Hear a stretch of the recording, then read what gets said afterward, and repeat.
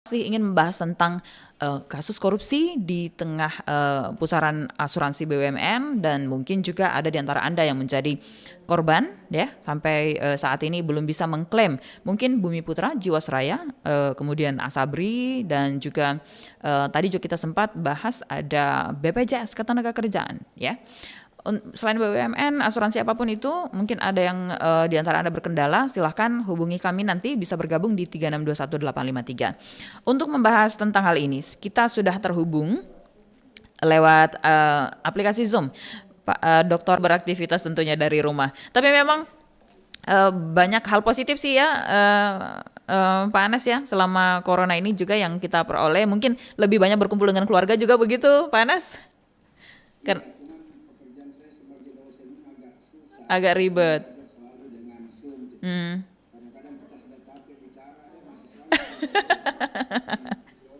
Iya.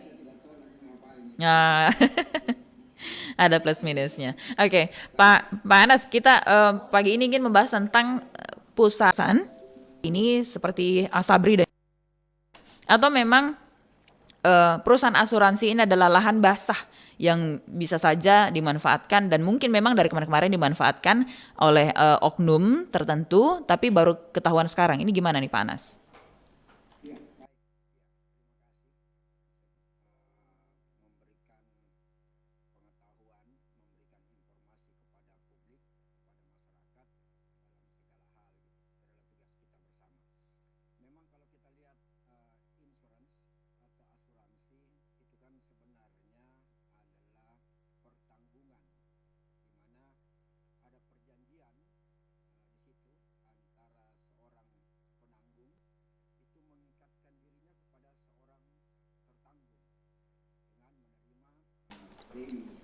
Ya.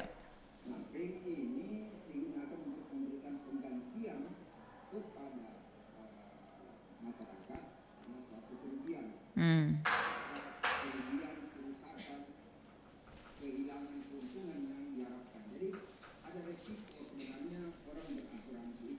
Mhm.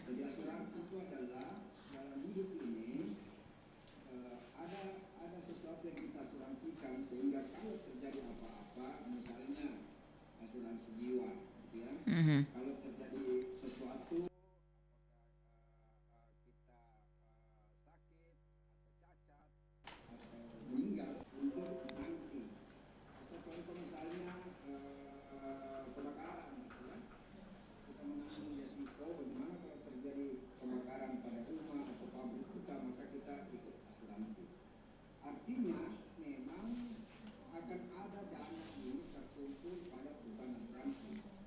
Hmm.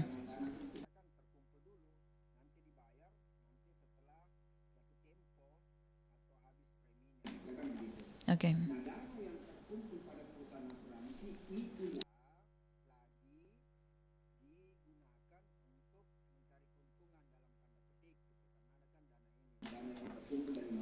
Iya. Hmm.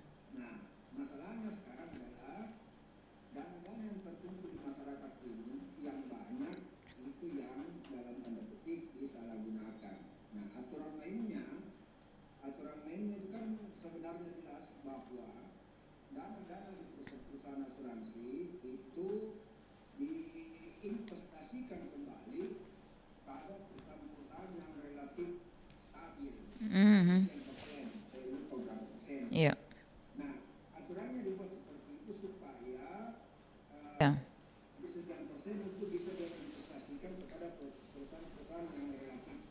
Hmm.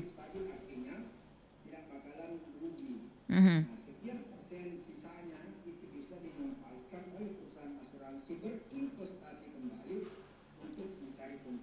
Mhm.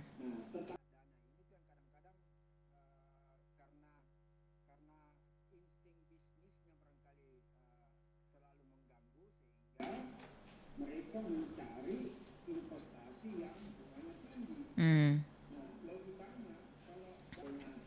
Hmm.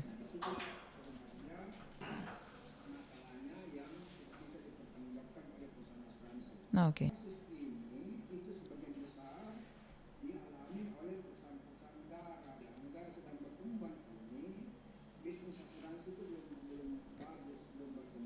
Hmm.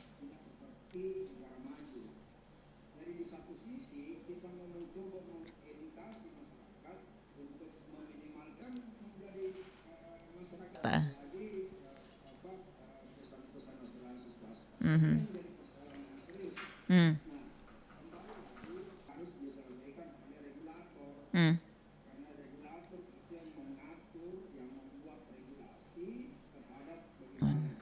Mhm. Hmm. Kalau, bicara tadi Pak Anas mengatakan, polis, pemilik atau nasabah begitu di reksadana mungkin atau saham, berarti itu, memang selama ini sudah sewajarnya dan memang banyak yang Isinya adalah bagaimana kalau misalnya kayak kayak baru-baru ini kan pesawat jatuh itu kan berarti dia harus melakukan iya, pembayaran ya. Jadi dia harus berspekulasi juga dan juga kita tidak iya, minta-minta ya kalau tiba-tiba banyak orang yang meninggal, banyak orang yang iya, bencana alam dan sebagainya, berarti kan pihak asuransi siap. harus siap untuk membayar klaim dari nasabah. Nah, berarti sebenarnya normalnya itu kan asuransi ini Mhm. menunggu gitu ya. Jadi kalau misalnya kita asuransi kesehatan, ya orang asuransi kan itu berdoa mudah-mudahan tidak sakit. Kan Iya, begitu. betul. Ya kalau tidak sakit kan berarti aman Mhm. preminya dia bisa Mhm. kumpul. Tetapi bagaimana kalau terjadi Iya. topan? Nah, itu yang membuat perusahaan asuransi juga harus berpikir menginvestasikan Oke. kembali dana yang ada Nah, ini. Jadi di samping untuk berjaga-jaga membayar klaim asuransi nafsu sebesar, maka ditempatkanlah dana-dana ini pada investasi yang resikonya mhm. tinggi. Nah, karena kalau resikonya tinggi dan terjadi apa-apa, ya itu kan bisa bisa Mhm. turun, gitu ya. Jadi sebaran sebaran dari dana premi masyarakat yang terkumpul di perusahaan asuransi, sehingga dana masyarakat minimal yang ada di perusahaan-perusahaan asuransi itu bisa terjamin. Oke, tapi kalau memang seperti itu adanya nih Pak Anas, kemudian ada oknum yang kemudian ditetapkan sebagai tersangka, sedangkan ini memang adalah Ya, permainan yang banyak dilakukan oleh perusahaan-perusahaan asuransi dan memang sewajarnya dan dibolehkan. ya, Lalu kemudian bagaimana dengan oknum-oknum ya. ini Pak? Otomatis Keputusan untuk berinvestasi itu kan juga by perusahaan ya. itu sendiri. Nah, kalau perusahaan itu sendiri, kalau kita lihat sebuah perusahaan ya, maka tentu saja keputusan itu kan tidak diambil oleh per Mhm. orang. Biasanya ada kelompok pimpinan, di situ ada direksi dan seterusnya. Kemudian kita juga pertanyakan mana Mhm. komisarisnya, karena biasanya komisaris itu kan juga melakukan internal audit.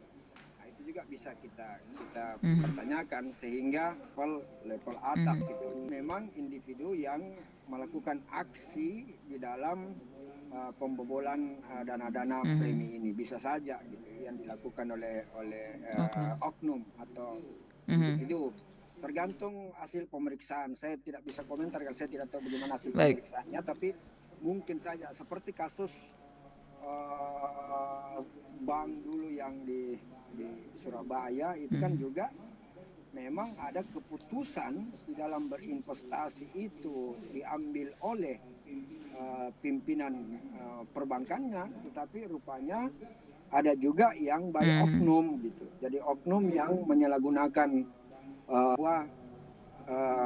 atas Iya. nama banknya, tetapi mereka bermain by individu. Saya kira tergantung dari pemeriksaannya. Semua itu bisa saja terjadi, saya kira. Nah, dengan resiko tinggi kita mainin aja gitu. Sebenarnya di sini lalu kemudian kita Ya. apakah masyarakat otomatis akan mengatakan ini pihak perusahaannya atau mungkin seperti apa sih Pak Anas, karena jangan sampai karena melihat kasus seperti ini kemudian nanti akan tumbuh lagi, semakin tumbuh lagi asuransi apa perusahaan-perusahaan asuransi yang kemudian melakukan hal perusahaan asuransi baru akan timbul lagi dengan alasan yang sama. Kemarin mungkin kayak begini, Jiwasraya sampai pilot sampai tutup, tapi ada lagi nama baru untuk memilih asuransi yang baik ini. Itu yang sebenarnya saya yang mencoba mengamati cukup miris juga seperti apa yang saya sampaikan tadi, bahwa insurans ini sangat penting bagi Mm, kita, gitu ya, bagi masyarakat dalam memindahkan mm, resiko. Karena kan kita kehidupan sehari-hari ini kita tidak tahu apa yang mhm. besok terjadi. Misalnya kita bekerja kan kita tidak tahu apakah barang yang kita beli sekian, rumah yang kita tempati ini kita tidak tahu apakah Ya, kebakaran atau tidak. Nah itulah resiko-resiko yang sebenarnya selalu ada di depan mata, sehingga kita butuh. Yang lain adalah memang tadi saya sampaikan minat atau keinginan masyarakat untuk negara-negara sedang berkembang. Nah, sehingga pemerintah untuk perusahaan-perusahaan asuransi yang kena masalah ini adalah perusahaan-perusahaan asuransi yang mm, milik negara. Ini yang menunjukkan kepada kita bahwa betapa tidak profesionalnya asuransi-asuransi yang dimiliki oleh mm. negara sekarang ini. Kok bisa sampai jebol seperti itu?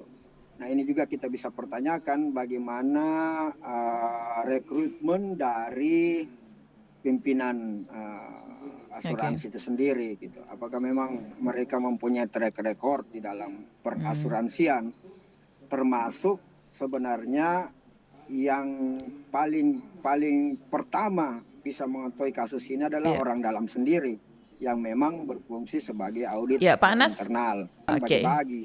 Nah, berarti komisaris ini tidak punya Baik, Pak Anas kita kompetensi. tahan dulu. Nah, itu Kita ada masalahnya. penelpon Oke, Ibu Ria di oke. Makassar. Ibu Ria, selamat pagi Ibu Ria.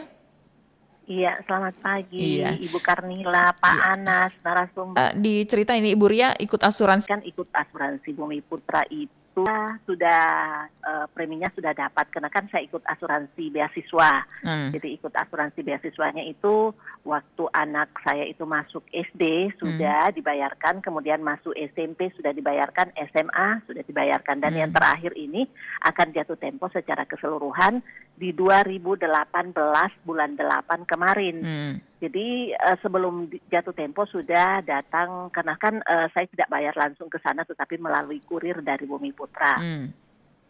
Dan di situ sudah diatur semua, Bu, sudah ini katanya akan dibayarkan jatuh tempo. Nah, setelah saya menunggu lama, di 2020 kemarin saya coba ke Bumi Putra, saya tanyakan.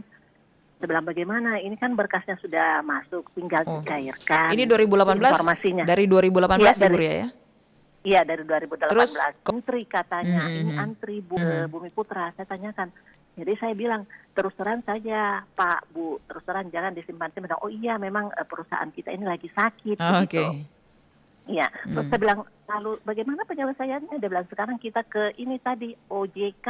hmm, Iya, katanya dananya ke situ. Jadi hmm, saya bilang, lah bagaimana caranya?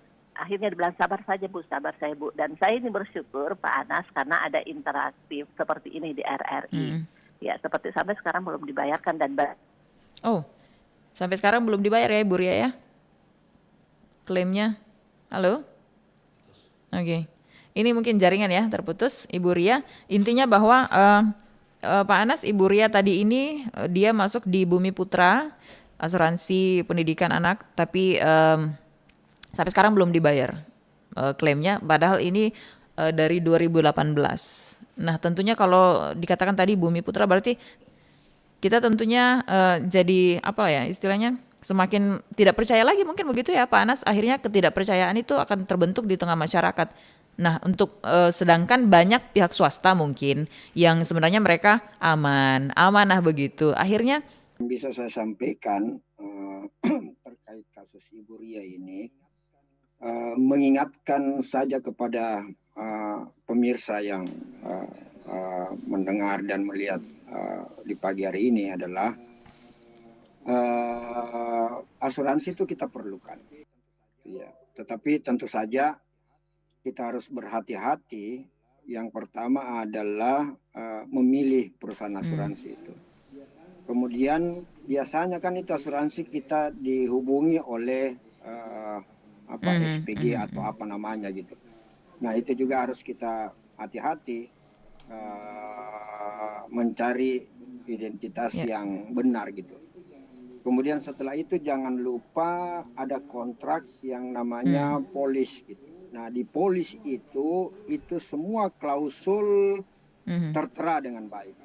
Jadi seperti misalnya kasus Ibu Ria. Ibu Ira tadi, kalau misalnya Ibu Ria itu akan dipidanakan, maka itu salah satu bukti ada polis ya. Jadi polis itu disimpan baik-baik, dibaca baik-baik, Anda mengerti tentang isi polis itu, kemudian memang perlu Iya. juga dicek keaslian klaim yang tertunda. Saya kira by case. Jadi jelas ini bahwa yang tertunda itu ya akibat dari memang ketidakmampuan perusahaan asuransi ini untuk membayar. Nah, pertanyaannya sekarang kenapa tidak mampu? Itu yang saya bilang, itu yang saya sampaikan tadi. Maka ada kesalahan perusahaan ini membayar jika Klaim terjadi seperti itu. klaim. Apakah itu klaim jatuh tempo atau memang terjadi keadaan-keadaan mendesak. Nah, akhirnya memang kita yang akan repot. Ya, mau di apa nih? Karena kita mesti yang melapor ke OJK, mungkin juga kita akan melapor ke polisi gitu. Saya kira itu jalur yang kita bisa tempuh, tetapi kita berharap untuk tidak terjadi hal-hal yang seperti itu. Makanya tadi saya bilang ini bingung gitu. Saya mau menyarankan untuk yang relatif aman. Iya. Saya. Asuransi BUMN atau swasta, Pak? Tapi ada swasta, Jadi, ada BUMN. Cuman kan sekarang alhamdulillah gitu. belum aman. Bukan asuransi seperti Ibu Ria tadi ya, Pak. Asuransi ini banyak yang mengatakan saya antisipasi. Ini Daeng Raga di Goa yang katanya salah satu korban asuransi Jiwasraya juga. Oke. Sorry. Ya, kita ikuti dulu yang satu ini, Pak. Oke.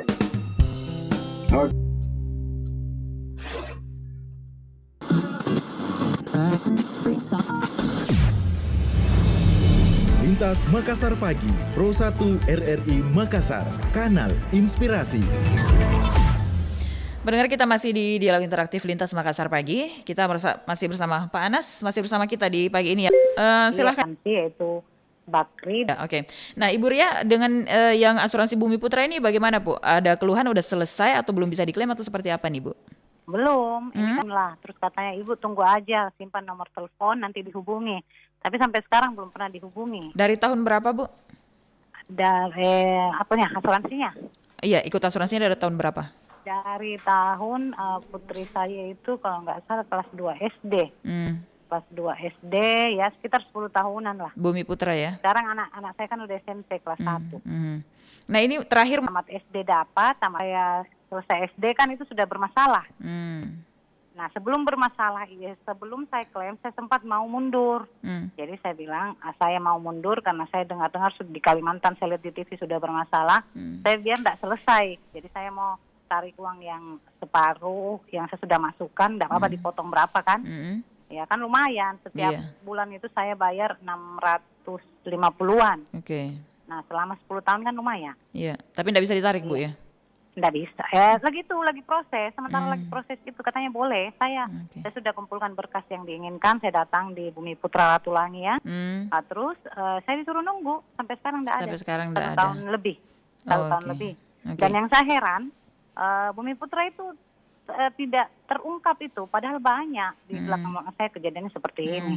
Atau saya tidak tahu ya. Atau kalau orang-orang yang besar atau orang-orang yang dekat dengan ada di situ pegawainya bisa cair, saya tidak tahu karena saya tidak sampai ke situ karena tidak ada dengungnya bermasalah atau apa, saya tidak pernah dengar kalau di TV, di koran. Sudah tunggu lama begitu, Ibu tidak ada rencana begitu mungkin melaporkan ke ombudsman kah atau ke pihak kepolisian bagaimana? Saya masih menunggu. Saya nggak suka yang begitu-begitu. Jadi saya bersyukur ini RRI menelpon. jadi Ibu masih menunggu ini? Saya menunggu. Masih berharap.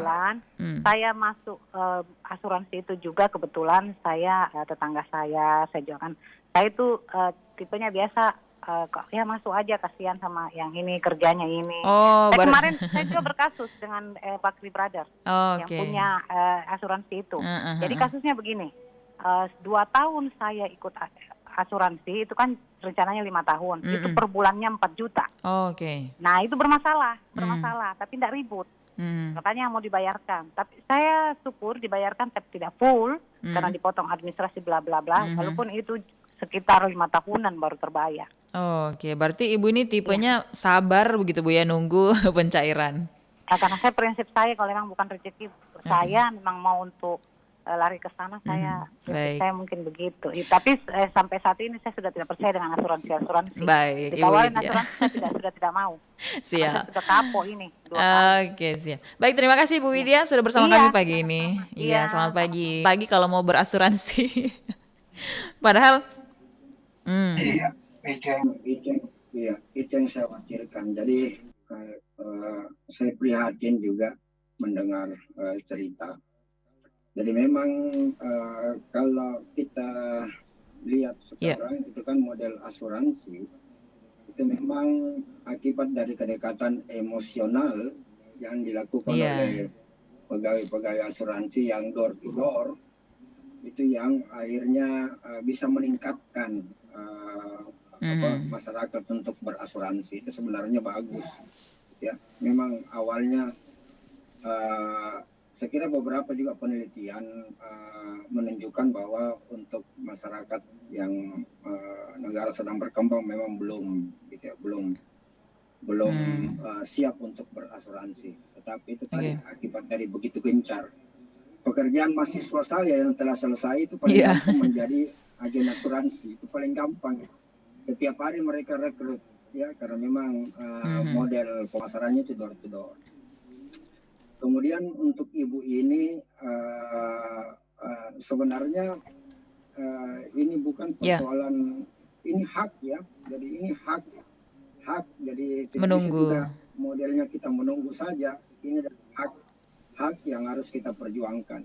Jadi selama dokumen-dokumen itu, makanya biasanya hati-hati untuk menyimpan dokumen-dokumen yang memang menunjukkan bahwa kita punya hak di situ. Kemudian memang banyak jalur yang bisa ditempuh. Hanya mungkin kalau individu perorangan itu agak sulit. Mungkin bisa dikumpul beberapa orang, itu kan banyak jalurnya. Tadi bisa ke Ombudsman, bisa ke OJK. Dan saya kira kembali lagi adalah ini yang mungkin sedikit berbeda dengan perbankan. Perbankan itu kalau ada masalah yang membuat bank itu bangkrut, itu kan jelas ada LPS. Jelas ada lembaga penjamin simpanan, kita tidak usah ragu, maka pasti ada karena dana perbankan dari nasabah. Jadi aturannya itu jelas kalau di perbankan. Kalau di asuransi memang tidak ada yang seperti itu. Jadi tinggal menunggu apakah perusahaan ini nanti akan dipilotkan, kemudian pertanggungjawaban tentang bagaimana dana-dana nasabah itu kan biasanya penjualan aset yang lain-lain dulu segala macam, baru setelah aset-asetnya dijual, itulah baru diberikan kepada nasabah yang memang mempunyai hak. Ya, Pak Anas mungkin bisa agak dekat sedikit Pak, karena suaranya kurang jelas ini. Tadi udah bagus sih. Oke, nah kalau bicara soal seperti itu jadi sebaiknya perusahaan-perusahaan asuransi ini sebaiknya ditiadakan saja. Mungkin lebih baik kita nabung aja di bank, mungkin seperti itu pemikirannya. Bank dan lembaga keuangan non bank. Ya, sia-sia ilmu itu nggak bisa. Jadi karena kalau kita berpikir yang cerdas, maka banyak hal-hal kejadian yang bisa terjadi yang kita tidak bisa rencanakan.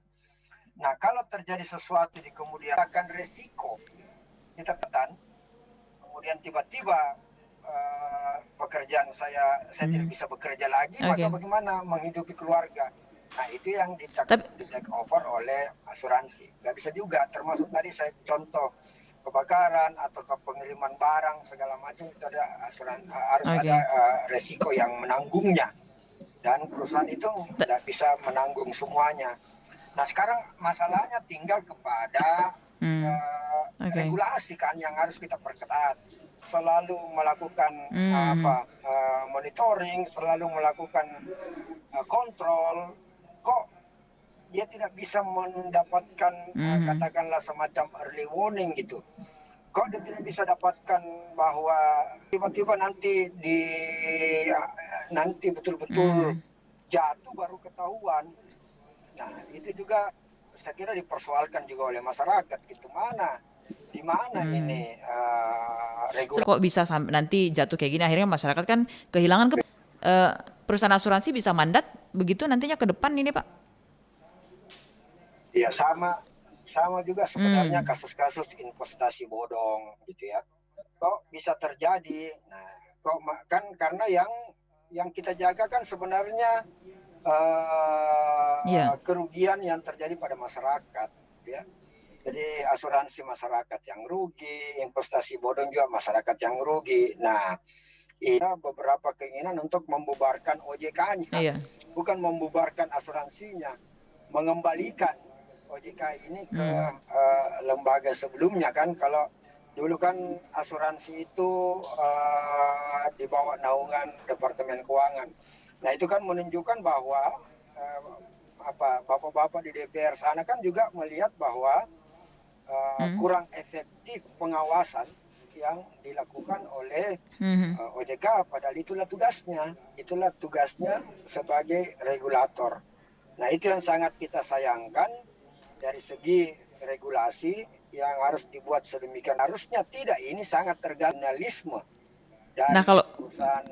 Nah, kalau melihat dari hal ini, berkaca dari hal ini, kemudian Pak Anas, Anda melihat ke depannya, apakah seperti mungkin Bumi Putra yang ternyata sudah lama bermasalah, kemudian ini Jiwasraya sementara diproses bersama Asabri yang tidak disangka-sangka tentunya dengan BPJS Ketenagakerjaan.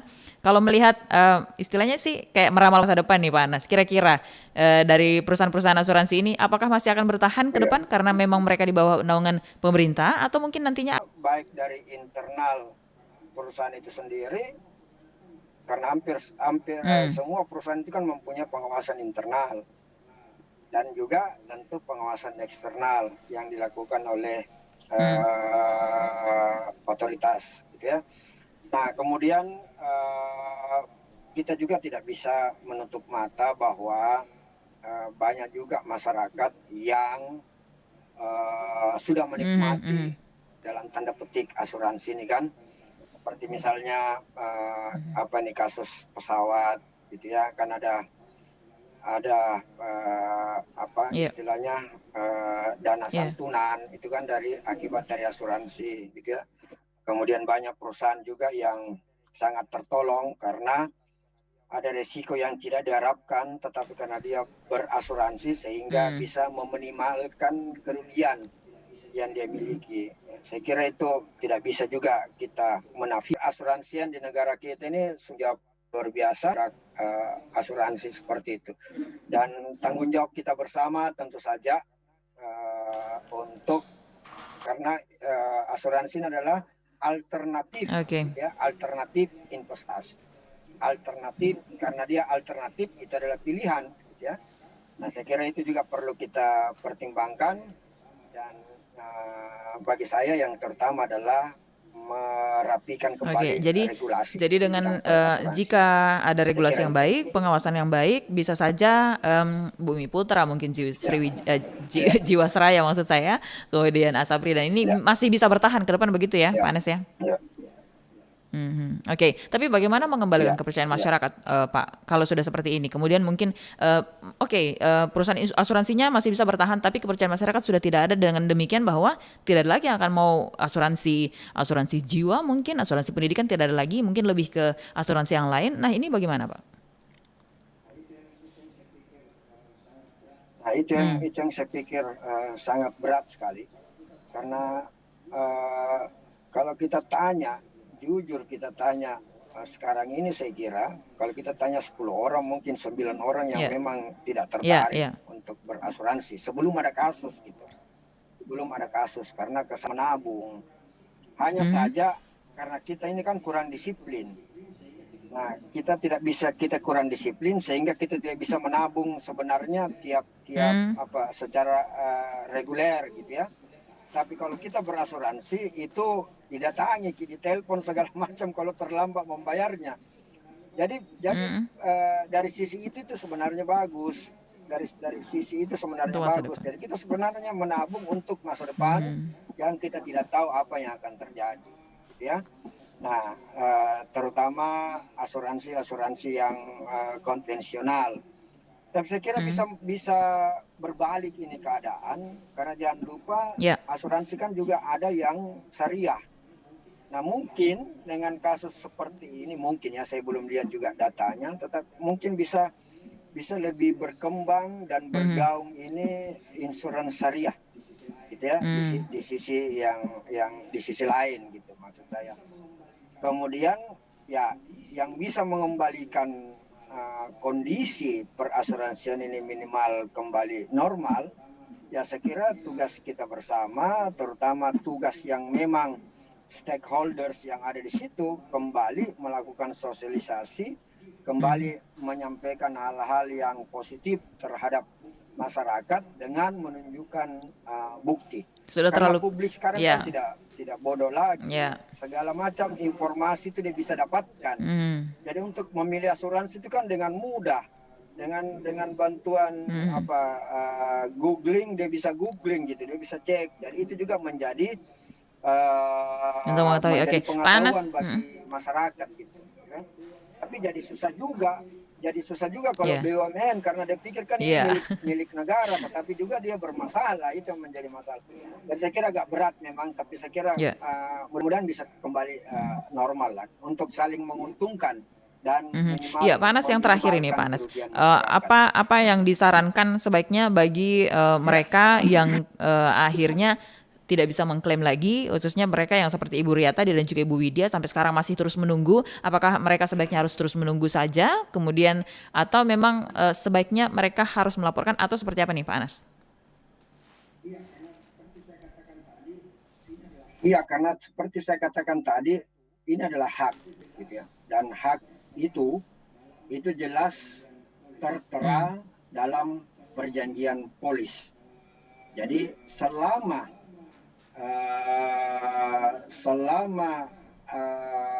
polisnya itu adalah sah, selama resmi, maka menjadi hak bagi nasabah, menjadi hak bagi masyarakat.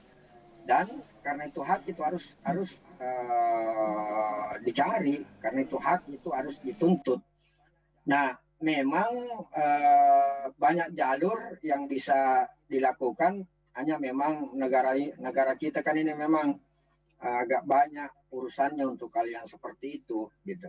Tapi ini harus terus didesak, gitu ya. Banyak jalur saya kira, bisa ke ombudsman, yang akhirnya memang ya ke kepolisian, gitu. Yang hak ini harus dituntut. Jadi kembali lagi, yang paling penting bagi saya adalah ini hak. Jadi bukan berarti bahwa seperti tadi ya, tergantung rezeki, kalau rezeki itu datang tidak bisa, ini bukan rezeki, ini adalah hak. Hak ini yang harus diperjuangkan dengan berbagai macam. Oke, jadi jangan tinggal diam intinya Pak Anas ya. Bisa ditempuh untuk mendapatkan hak itu. Oke, siap. Dia nggak bisa, karena ini hak, gitu, bukan rezeki. Ini hak karena kita sudah menyimpan uang di situ, kita sudah membayar. Terima kasih Pak Anas untuk waktunya pagi ini bersama RRI, cukup banyak ya sharing-sharing yang dibagikan untuk pagi ini. Mudah-mudahan para ibu-ibu yang tadi yang mendengarkan dan juga pendengar kita yang lain yang mungkin tidak sempat bergabung, ini bisa mengambil langkah selanjutnya bagaimana sebaiknya untuk mengklaim asuransi yang sudah diupayakan dari kemarin tapi belum berhasil sampai sekarang ya Pak Anas ya. Baik. Amin, baik. Baik, terima kasih Pak Anas untuk waktunya. Salam sehat. Assalamualaikum, selamat pagi Pak Anas. Salam sehat. Baik. Pendengar, terima kasih untuk waktunya pagi ini bersama kami di Dialog Interaktif Lintas Makassar Pagi. Memang pagi ini kita ingin sekali Maka Tutu, pakar ekonomi Unhas sudah bersama kita pagi ini, cukup banyak menjelaskan tentang asuransi, dan intinya yang paling penting adalah yang terakhir tadi dikatakan bahwa jangan tinggal diam, karena ini adalah hak Anda sudah membayar, kemarin-kemarin ketika tidak membayar ditagih gitu. Nah, ketika sudah saatnya Anda yang harus menagih hak Anda, jangan tinggal diam ya. Baik, saya Kanil Kandi bersama seluruh kerabat kerja yang bertugas pagi ini mengucapkan terima kasih atas kebersamaan Anda. Selamat pagi.